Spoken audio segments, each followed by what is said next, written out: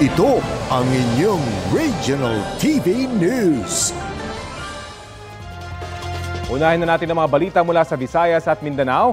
Makakasama natin si Sarah Hilomen Velasco. Sarah? Salamat, Rafi! Rido o away pamilya ang hinihinalang motibo sa pagpatay sa isang estudyante sa Tipo-Tipo Basilan sa Tipo-Tipo Basilan. Sa Pagadian City naman, nalunod ang isang babae sa isang private resort. Ang mainit na balita hatid ni Krisa Dapitan ng GMA Regional TV 1 Mindanao. Nauwi sa trahedya ang masayasanang selebrasyon ng isang pamilya sa isang private resort sa Pagadian City.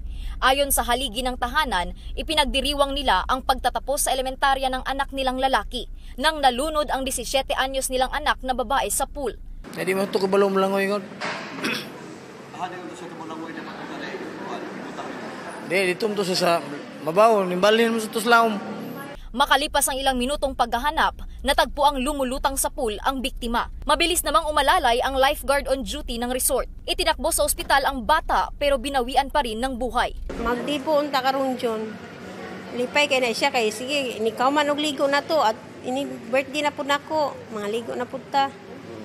Wala pang opisyal na pahayag ang resort pero ayon sa pamilya ng biktima, wala silang planong magsampa ng kaso.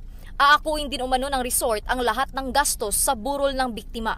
Sa kuha ng CCTV sa labas ng isang mini-gym sa Tipo-Tipo Basilan, makikitang may magkaangkas sa motorsiklo. Maya-maya, bumaba sa motor ang angkas, nilapitan ng isang lalaking nakaupo sa isa pang motorsiklo at binaril sa ulo. Dead on the spot ang biktima.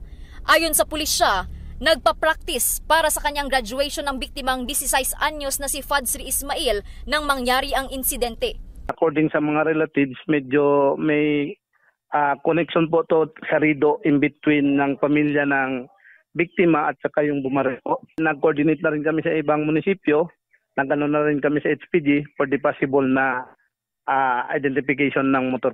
Base sa investigasyon, nasangkot ang ama ng biktima sa pamamaril sa Albarca, Basilan kung saan sila nakatira. Posible raw na gumanti ang kabilang partido. May binaril itong tao, may napatay daw dyan sa Albarca. Tapos gumanti itong mga kamag-anak ng napatay ng ama ng bata na yan.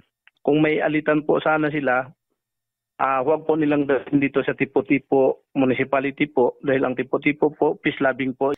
Patuloy ang investigasyon. Mula sa GMA Regional TV 1 Mindanao, Krisa Dapitan, nagbabalita para sa GMA Integrated News. Kapuso, alamin ang maiinit na balita. Bisitahin at mag-subscribe sa GMA Integrated News sa YouTube. Sa mga kapuso abroad, samahan nyo kami sa GMA Pinoy TV at sa www.gmanews.tv.